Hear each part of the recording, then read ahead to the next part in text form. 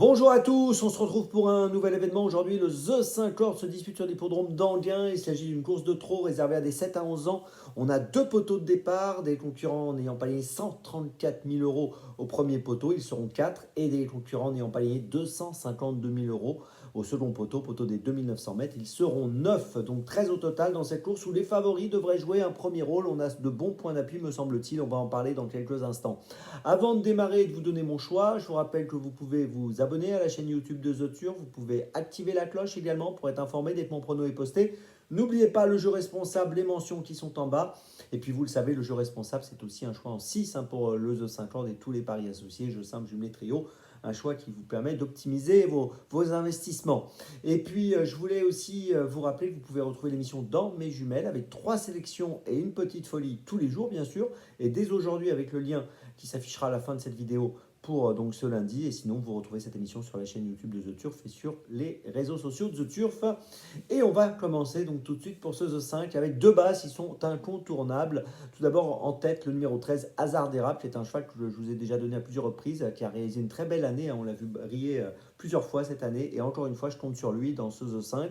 Il vient de gagner à Laval le 26 septembre dans le prix Burke Parker sur 2850 mètres. Je vous rappelle que là, il s'élancera au poteau des 2009. Il est bien engagé, 250 445 euros pour une qualif à 252 000.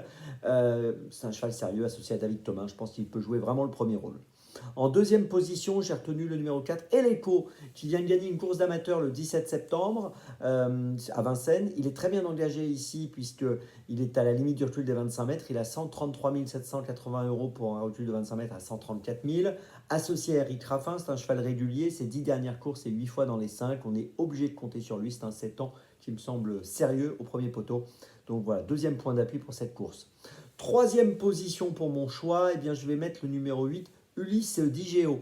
Alors Ulysse Digéo vient de faire troisième du prix Burke Parker derrière Hasard d'Érable à Laval le 26 septembre, donc la ligne est bonne. Puis il y a une chose amusante le concernant, sur ses 10 dernières courses, il a fini 5 fois troisième. Donc là, logiquement, je le mets troisième encore une fois. En quatrième position, j'ai placé le numéro 10, Grèze. Alors Grèze vient de finir 7e à Anguin le 14 août, mais il a bien couru aussi au début du mois d'août sur l'hippodrome d'Anguin où il avait terminé 3e. C'est un cheval qui est à mon avis compétitif pour une 3, 4, 5e place dans cette épreuve. En cinquième position, j'ai retenu le 5, Elencio.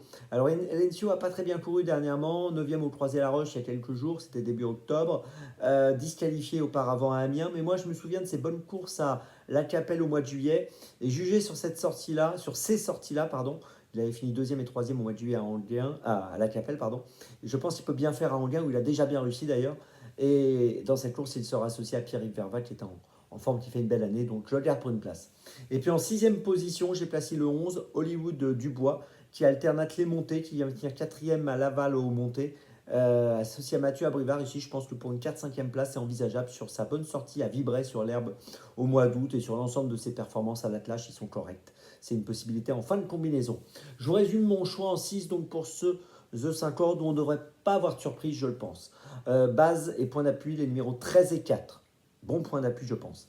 Derrière, on met le 8 et le 10. Et puis derrière, on met le 5 et le 11. Départ de la course, aujourd'hui 13h55. On se retrouve maintenant demain pour Auteuil. N'oubliez pas dans mes jumelles avec le lien qui s'affiche. Et donc à demain. Et d'ici là, avec The Turf, ça va aller.